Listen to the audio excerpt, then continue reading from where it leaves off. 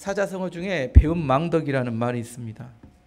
은혜를 입고도 그것을 저버리고 잊어버리는 태도를 배은망덕이라고 합니다. 몇 가지 대표적인 이런 이야기를 들으면 화가 나는 이야기인데, 남자 여자가 연애를 했습니다. 남자가 사법시험을 준비했고 여자는 뒷바라지를 했습니다. 몇 년 만에 드디어 사법시험에 합격해서 너무 기뻤는데, 남자가 자신을 뒷바라지했던 여자를 버리고 큰 부잣집 딸과 맞선을 봐서 결혼을 해버렸어요. 그 사람의 사랑을 믿었는데, 그리고 자신의 모든 것을 다 헌신했는데 사랑이 변한 걸 보면서 깊은 상처를 받게 됩니다. 이걸 배은망덕이라고 하죠. 다른 예를 들어보면 1970년대 국제유가가 폭등하면서 중동 지역에 건설붐이 불었습니다. 많은 한국의 노동자들이 외화를 벌기 위해서 뜨거운 햇볕에도 불구하고 건설 노동자로 나갔습니다. 당시 우리나라 노동자들의 한 달 월급이 10만 원 정도 했는데, 그때 중동에 가면 최소 30만 원에서 80만 원 정도를 받았다고 합니다. 보통 3년이나 5년을 계약했는데, 그렇게 3년이나 5년을 계약하고 일을 하고 오면 한국에 와서 집을 살 수 있을 정도였다고 합니다. 이렇게 해서 중동에서 일을 해서 매달 한국으로 송금을 했는데, 그래서 3년이나 5년이 지나서 엄청 기대를 하고 돌아왔는데, 돌아보니까 아내가 춤바람이 나서 그동안 본 모든 돈을 제비족에게 다 탕진해 버린 상태였습니다. 돈을 잃어버린 것도 아깝지만 믿었던 아내의 배신과 깨어진 가정으로 너무나 깊은 상처를 받게 됩니다. 이것도 배은망덕입니다. 다른 예를 또 하나 들어보면, 자녀들을 외국으로 조교학을 보내고 아이들을 돌보기 위해서 아내도 함께 해외로 보내고 남편은 돈을 벌고 이 위해서 유학비를 대기 위해서 기러기 아빠를 하는 경우에 시간이 지나서 아내가 해외에서 너무 외로워서 바람이 나는 경우들이 많았습니다. 한 사람은 자녀를 돌보고 한 사람은 일을 해서 좋은 미래를 꿈꿨는데 나중에 간역이 깨어지는 이유가 되었습니다. 왜 이런 일이 발생했을까요? 지나친 욕심을 부렸기 때문입니다. 부부는 함께 살아야 합니다. 고린도전서 7장 5절에 이렇게 말합니다. 서로 분방하지 말라. 다만 기도할 틈을 얻기 위하여 협의상 얼마 동안은 하되 다시 아파라. 이는 너희가 절제하지 못함으로 말미암아 사단이 너희를 시험하지 못하게 하려 함이라. 사람 오랫동안 절제가 가능한 존재가 아닙니다. 자녀 교육이란 좋은 이유를 말하지만 가정의 핵심은 부부관계입니다. 그 결과로 자녀가 존재하는 겁니다. 자녀가 1순위가 되는 순간부터 가정은 창조의 질서가 무너지게 됩니다. 신앙생활도 마찬가지입니다. 신앙생활의 첫 번째는 나 자신과 하나님과의 관계에 있습니다. 우리가 우리의 죄로 인하여 심판받을 대상이었지만 예수님의 십자가의 은혜로 구원을 받았습니다. 우리는 이 은혜를 기억해야 합니다. 근데 하나님과 나 사이에 자꾸 무엇인가가 끼기 시작해요. 뭐가 끼기 시작하면 신앙과 삶이 점점 무너지게 됩니다. 오늘 1절 말씀 봐보시면, 우리가 하나님과 함께 일하는 자로서 너희를 권하노니 하나님의 은혜를 헛되이 받지 말라. 우리 하나님 은혜를 받는 걸 좋아해요. 근데 하나님 은혜를 받았는데 하나님 은혜를 받은 것이 오히려 그 사람의 형편과 삶을 더 어렵게 만들어버리는 경우도 발생하더라는 겁니다.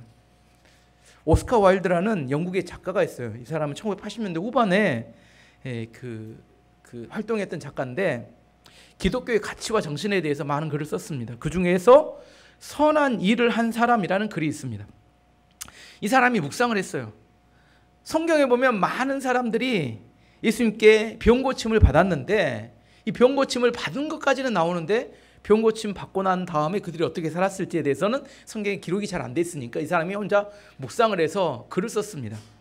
예수님이 길을 가시다가 과거에 자기가 질병을 고쳐준 사람들을 만났습니다. 예수님이 이야기하는 건 오래간만이네 이렇게 연설을 했어요. 그래서 이 사람이 막 비틀거리는 겁니다. 자세히 봤더니 알코올 중독자가 돼 있는 거였어요. 이 사람은 과거에 안진뱅이였었는데 예수님이 기적적으로 이렇게 세워준 사람입니다. 예수님이 물어봅니다. 왜 이렇게 되었나 물어봤더니 그러자 그 사람이 대답하기를 안진뱅이였던 자신이 걷고 뛸 수 있게 된 건 너무나 좋은 일이었지만 문제는 자기가 걷게 되니까 더 이상 구걸하며 먹고 살던 일이 잘 안 되더라는 거예요.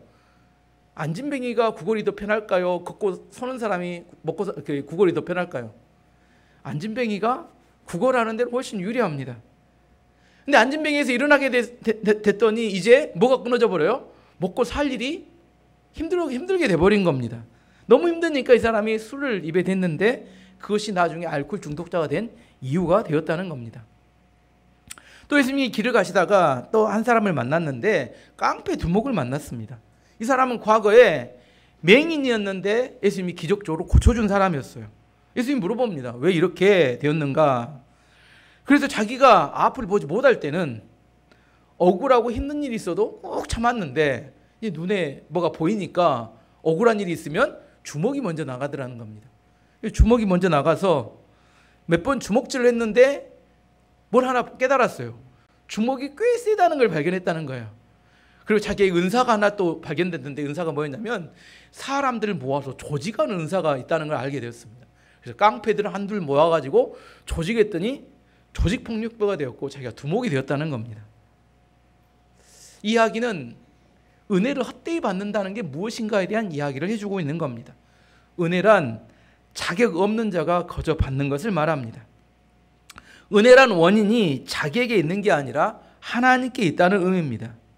우리가 하나님께 주신 은혜를 평생 감사하며 살면 좋을 것 같은데 안타깝게도 은혜가 익숙해지면 감사를 잃어버리게 됩니다.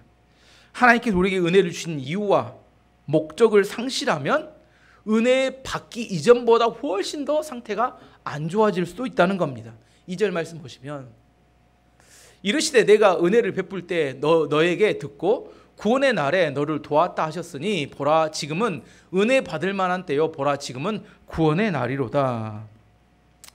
이 말씀은 어떤 의미냐면 이 사람이 은혜를 받고 난 다음에 은혜를 기억하고 있는지 아니면 은혜를 잃어버렸는지를 중요하게 나누는 시금석이 있다는 거예요. 은혜를 받고 은혜를 기억하고 있는 사람은 하나님 말씀에 대해서 즉각적으로 지금 은혜를 받고 순종하게 되는데 은혜를 받았지만 잊어버린 사람의 특징은 뒤로 미룬다는 겁니다. 순종을 하긴 하는데 언제 한다고 이야기해요? 내일 한다고.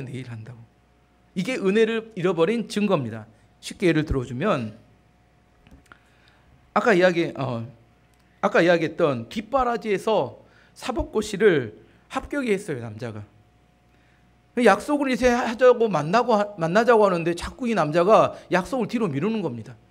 결혼을 하자고 했는데 자꾸 이 남자가 뒤로 미뤄. 왜 미룰까요? 왜 미뤘을까요? 이 남자가. 왜 미뤄요? 부잣집 딸을 만나고 있기 때문에. 이유는 뻔합니다. 자꾸 미뤄요. 지금 만나자고 했는데 지금 안 만나고 지금 결혼하면 안 된대요. 자꾸 미룹니다. 아시겠죠? 순종을 뒤로 미루는 이유는 내가 은혜를 잃어버렸다는 증거입니다. 이런 의미에서 은혜는 반드시 목적과 방향성이 분명해야 합니다. 하나님 저에게 건강한 몸을 주세요. 이렇게 기도를 했어요. 건강한 몸을 달라고. 근데 하나님 물어봅니다. 야, 그럼 건강한 몸을 주면 뭐 할래? 물어봤어요. 건강한 몸을 주시면 카바레에 가서 춤을 좀 추고 싶습니다. 건강한 몸을 주시면 주일날 골프장에 가서 골프 좀 치고 싶습니다. 이걸 뭐라고요? 은혜를 헛되이 받는다. 이렇게 이야기하는 겁니다. 하나님 우리에게 은혜를 베푸실 때 분명한 목적이 있음을 알아야 합니다. 하나님 부자가 되게 해주세요. 근데 부자가 잘 안 돼요. 왜냐하면 부자가 되고 난 다음에 그 인생이 무너져 버릴 수 있기 때문입니다. 우리가 은혜를 받게 되면 반드시 하나님께서 은혜와 함께 주시는 게 있는데 그게 고난입니다. 고난과 어려움입니다. 은혜만 주시면 좋은데 은혜는 고난과 어려움이 함께 찾아옵니다.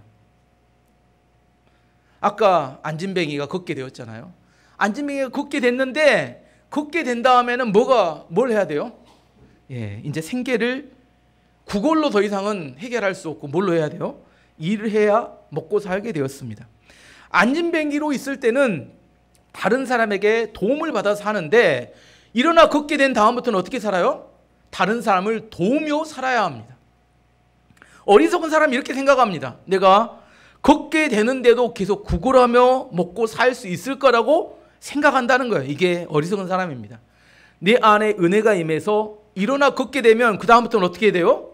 삶이 달라집니다. 구걸이 아니에요. 자기 일을 해야 되고 도움을 받는 게 아니라 이제 도움을 줬던 사람들에게 도움을 주며 살아가야 합니다. 근데 일어나 걷게 되었음에도 불구하고 계속 구걸을 하며 사는 방법이 있어요. 계속 약한 척, 계속 힘든 척, 계속 문제가 있는 척 이렇게 하고 살고 싶습니다.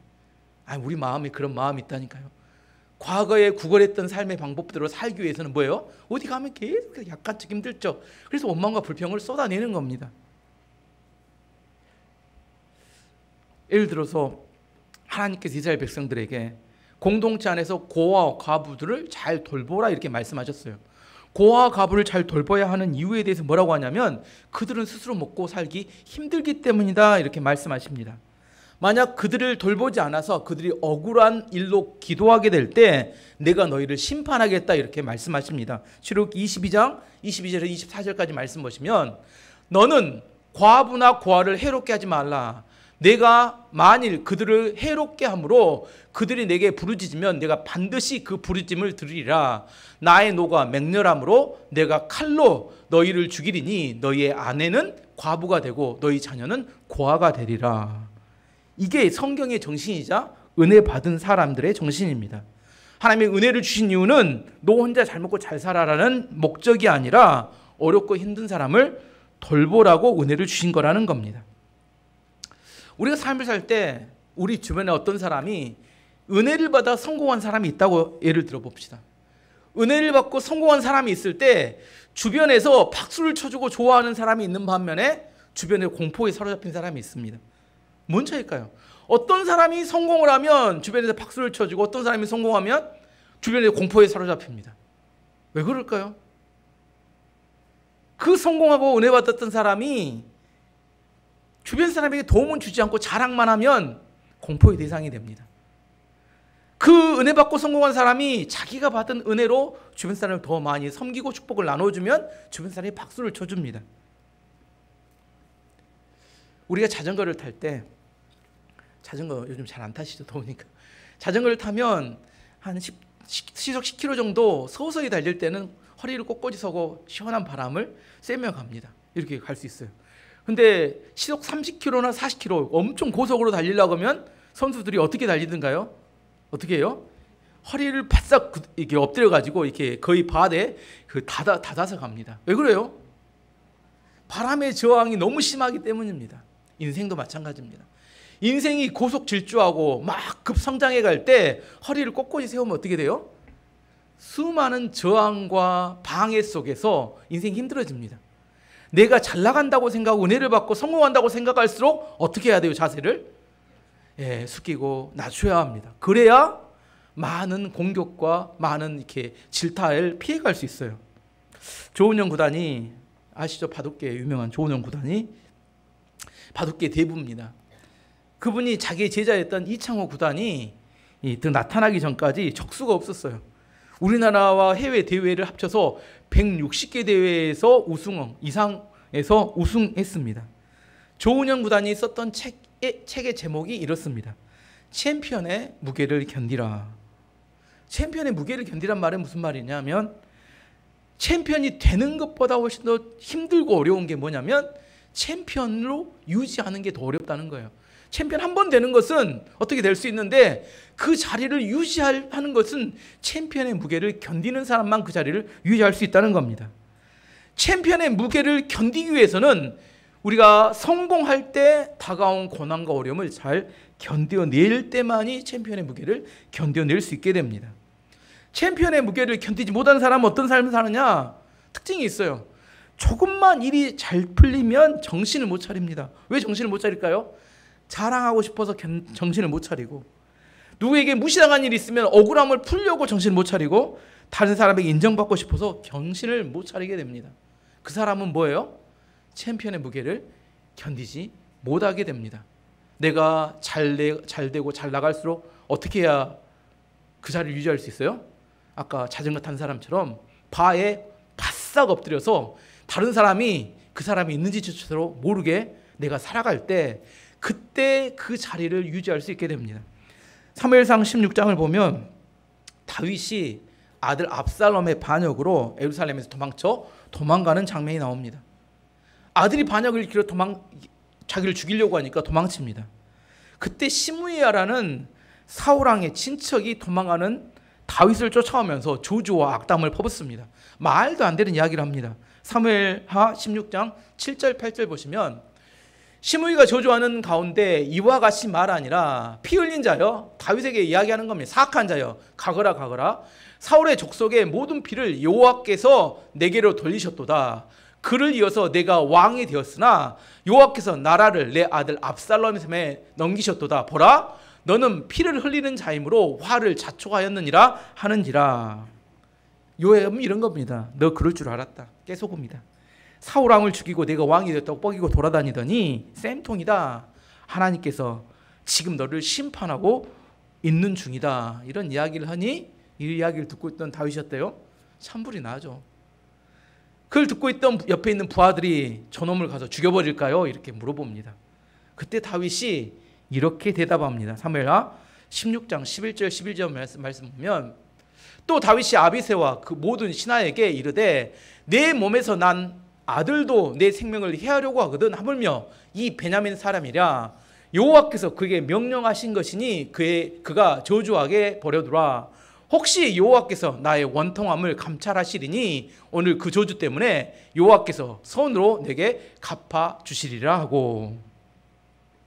내 몸에서 난 내 아들도 나를 죽이려고 하는데 저 베냐민 사람 혹시 하나님께서 시켜서 나를 저주하고 있는 것일 수도 있지 않느냐. 혹시 하나님이 시키지 않는 일이라면 지금 저 시므이가 나를 저주하는 것 때문에 나의 억울한 일 때문에 하나님께서 그것을 나에게 복으로 바꿔 주실 것이다 고 말하는 겁니다. 억울하고 힘든 일이 있을 때 다윗은 그것을 복수의 빌미로 삼지 않고 오히려 하나님 앞에서 자기를 낮춥니다. 그리고 하나님의 은혜를 기대합니다. 이 억울한 일 때문에 하나님께서 나에게 복으로 갚아주실지 모르겠다. 이렇게 반응하는 것이 챔피언의 무게를 견디는 사람의 태도입니다. 오늘 본문의 내용으로 다시 돌아가 보면 본문은 바울이 고린도 교회 안에 들어왔던 거짓 교사들로 인해 억울한 일을 당했습니다. 이 거짓 교사들이 바울을 향해서 이렇게 이야기합니다. 저 사람은 예루살렘 교회에서 추천장도 받지 못한 가짜 사도다 이렇게 비난하고 뒤에서 헐뜯었어요. 이런 비방에 대해서 이해가 갈 수도 있지만 더 고통스러운 것은 자기를 믿고 따라야 했던 고린도 교인들이 이 거짓 교사들의 말에 동조를 하는 겁니다. 이 거짓 교사들이 바울은 가짜 사도다 이렇게 말하면 뭐라고 말해야 돼요? 그런 일 없다. 이런 이야기가 똑같아요. 어떤 사람들이 와서 우리 교회 조민규 목사님은 가짜 목사다 이렇게 말하면 여러분이 뭐라고 해야 돼요? 그 아니라고 말해야 하는데 그래요. 그럴지도 모르겠는데 이렇게 말하는 거예요. 그럼 나 오늘 어떻게 때려 죽여야지. 이렇게 하면 안 된다는 거죠. 이런 이야기라는 거예요. 가짜라고 하는데 이 고린도 교인들이 동조를 하는 겁니다. 그럴지 모르겠다 이야기하니까 사도 바울 마음상이 얼마나 억울합니까? 그래서 사도 바울이 그런 마음 가운데 자기 얼마나 고난 가운데 지금 사역을 했는지를 설명하는 게 3절부터 5절까지 이야기입니다. 우리가 이 직분을 3절부터 5절까지 우리가 이 직분이 비방을 받지 않게 하려고 무엇에든지 아무에게든지 꺼리끼지 않게 하고 오직 모든 일에 하나님의 일꾼으로 자천하여 많이 견디는 것과 환난과 궁핍과 고난과 매맞음과 갇힘과 난동과 수고로움과 자지 못함과 먹지 못한 가운데 사도 바울이 이렇게 어려운 가운데 여러분에게 복음을 전하고 생명을 복음을 전했다는 거예요. 그런데 너희들이 나에게 그렇게 대할 수 있느냐 이런 이야기입니다. 지금 제가 뭔 이야기하고 싶냐면 은혜는 고난이 함께 동반한다는 이야기를 하고 있는 겁니다. 왜 하나님께서 그런데 은혜를 주시기만 하지 않고 은혜 가운데 고난을 동반해서 허용하실까요? 왜 그럴까요? 챔피언의 무게를 견디는 사람이 되도록 만들기 위해서입니다. 우리 은혜에 대해서 잘 이해해야 합니다. 7년의 풍년이 있으면 그 다음에는 뭐가 올까요? 7년의 흉년이 따라옵니다. 이걸 기억해야 합니다. 7년의 풍년이 있으면 그 다음에 뭐가 온다고요? 7년의 흉년이 옵니다. 근데 7년 동안은 꽤 긴 시간이에요. 풍년이 7년이 되니까 뭐라고 생각해요? 내 인생은 영원히 풍년이 지속될 거다, 이렇게 착각하고 흉년을 대비하지 않다가 인생이 무너진다는 거예요. 요셉이, 창세기 보면 요셉이 7년 풍년 동안 뭐 합니까? 창고를 크게 짓고 곡식을 쌓아놓습니다. 그리고 흉년이 7년이 오니까 그 곡식을 나눠주지만 한 번에 나눠주지 않아요. 흥청망청 쓰지 않습니다. 서서히 나눠주고 또 남은 곡식들은 주변 나라들에게 비싼 돈에 팔아서 그가 총리일 때 애굽이 어마어마한 부자가 되었습니다. 이게 은혜와 함께 고난을 잘 이겨낸 사람의 특징이라는 겁니다. 사도 바울이 그런 고난 가운데 어떤 삶을 살았는지 6절 7절에 이렇게 이야기합니다. 깨끗함과 지식과 오래 참음과 자비함과 성령의 감화와 거짓 없는 사랑과 진리의 말씀과 하나님의 능력으로 의의 무기를 좌우에 가지고, 말이 어려워서 쉬운 성경으로 다시 한번 봐보겠습니다. 사도 바울이 이렇게 살았다는 겁니다. 그리고 우리는 그런 고난 가운데 정결함과 지식과 인내와 친절함을 나타냈으며 성령의 감화와 거짓 없는 사랑과 진리의 말씀과 하나님의 능력으로 모든 일을 행하였습니다. 우리는 의를 무기 삼아 양손에 지니고 다녔습니다. 이렇게 살았다는 거예요. 무슨 말이냐면 다윗처럼 자기를 헐뜯는, 그다음에 비방하는 시므야 같은 사람들이 많이 공격했지만 자기는 복수하지 않고 사도 바울은 이런 하나님의 깨끗함과 그다음에 의로운 삶을 살아냈다고 이야기하는 겁니다. 어떤 사람이 이런 삶을 살아요? 은혜와 함께 고난이 왔을 때 그걸 잘 이겨낸 사람들이 이런 삶을 살아냅니다. 고난이 우리를 무너뜨리는 게 아니라 고난은 우리를 더욱더 성숙하게 만듭니다. 욥기 23장 10절 말씀 보시면, 그러나 내가 가는 길을 그가 아시나니 그가 나를 단련하신 후에는 내가 순금같이 되어 나오리라. 고난은 우리로 하여금 순금같이 우리를 성숙시킵니다. 시편 119편 67절에도 보면, 고난 당하기 전에는 내가 그릇 행하였더니 이제는 주의 말씀을 지키나이다. 고난이 나로 하여금 주의 말씀을 지키게 만들었다는 겁니다. 시편 119편 71절에도 고난당한 것이 내게 유익이라 이로 말미암아 내가 주의 율례들을 배우게 되었나이다. 다윗이 고백하는 겁니다. 고난이 나로 하여금 성숙하게 만들었다. 우리의 삶 가운데 고난이 있기 때문에 망하는 게 아닙니다. 고난 중에 은혜를 붙들지 못하면 망하게 됩니다. 고난 중에 은혜를 붙들지 못하면 망하게 됩니다.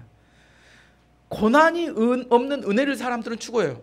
은혜만 받기를 딱 원합니다. 내 안에 은혜만 딱 있기를 원하지만 고난 없는 은혜는 결국 처음에 오스카 와일드가 말했던 것처럼 결국 그 사람의 인생을 더욱더 힘들게 만들어 버리고 맙니다. 은혜가 있으면 반드시 고난이 따라옵니다. 하지만 고난의 목적은 우리가 하나님 앞에서 축복받는 인생, 그 축복이라는 게 인생 역전의 인생인데 그 우리가 어떤 삶을 살아가게 될 것인지에 대해서 이야기해 놓은 것이 8절부터 10절까지입니다. 은혜와 고난을 함께 이겨낸 사람의 삶의 모습을 살펴보면 8절에 10절까지를 봐보겠습니다.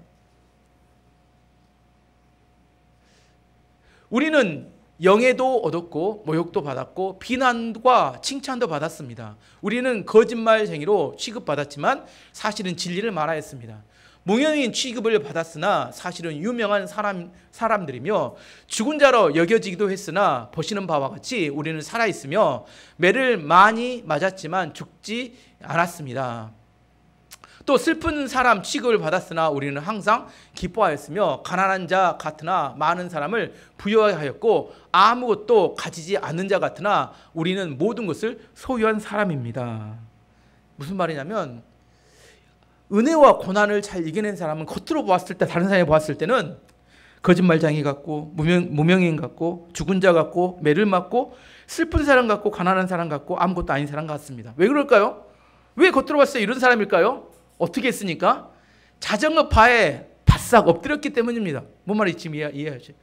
자전거 바에 바싹 엎드리니까 다른 사람 눈에 잘 안 띄는 겁니다. 그래서 저 사람 아무것도 아닌 것 같은데, 저 사람 무명한 사람 같은데 이렇게 보인다는 거예요. 그렇지만 실제로는 진리를 말하고 유명한 사람이고 살아있고 죽지 않았고 항상 기뻐하고 많은 사람을 부유하게 하고 모든 것을 소유한 사람이라는 겁니다.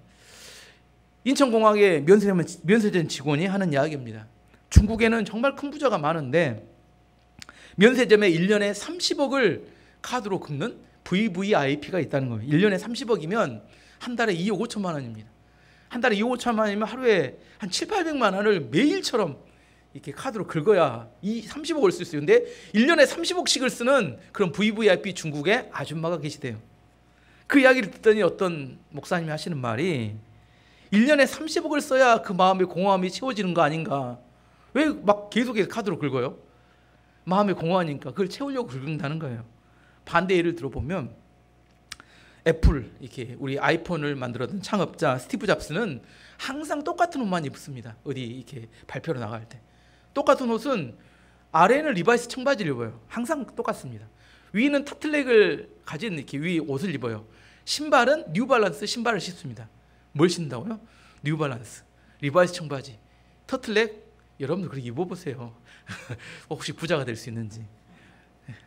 왜 집에 가면 몇 벌 옷이 있대요, 그것을. 그래서 그 옷만 입고 다닌대요. 왜 그럴까요? 그 많은 부자, 그 사람은 1년에 30억이 아니라 하루에 30억씩 써도 돈이 닿지 않는 그런 사람인데 왜 그렇게 살까요? 왜 같은 옷만 입을까요? 옷을 선택하는데 시간을 쓰는 것이 너무 아깝기 때문에 옷을 정해놓은 겁니다. 항상 옷을 정해놨어요. 오늘 여러분이 교회 올 때 무슨 옷을 입을까 몇 분이나 고민하셨어요? 뭐 옷이 많은 사람들은 고민이 많을 텐데 그러면서 항상 하는 소리는 입을 옷이 없다. 가을이 다가오네. 근데 그렇게 부자가 이렇게 옷을 선택할 시간을 줄이기 위해서 정해놓고 옷을 입습니다. 테슬라의 일론 머스크는 우리 시대 최고의 부자예요. 그 사람의 재산은 수천조를 이야기합니다. 근데 그 사람은 일할 때 테슬라 공장에 라꾸라꾸 침대를 놓고 쪽잠을 자면서 하루 16시간을 일한다고 합니다. 호텔 갈 돈이 없어서 거기서 쪽잠을 잘까요? 자신이 해야 될 일에 대해서 분명한 목적과 방향이 있기 때문에 시간을 아끼는 겁니다. 거기서 몇 시간을 자더라도 거기서 자고 또 다시 일을 하기 위해서. 겉으로 봤을 때 쪽잠을 자는 일론 머스크나 항상 같은 옷을 입은 스티브 잡스나 이 사람이 무명의 사람이고 가난하고 아무것도 없는 사람처럼 보입니다. 하지만 실제로는 30억을 긁고 있는 그 사람의 마음에 공허함과 아무것도 없는 사람이라는 것을 이해하고 알아야 한다는 겁니다. 말씀의 결론입니다. 하나님께서 우리에게 은혜를 주십니다.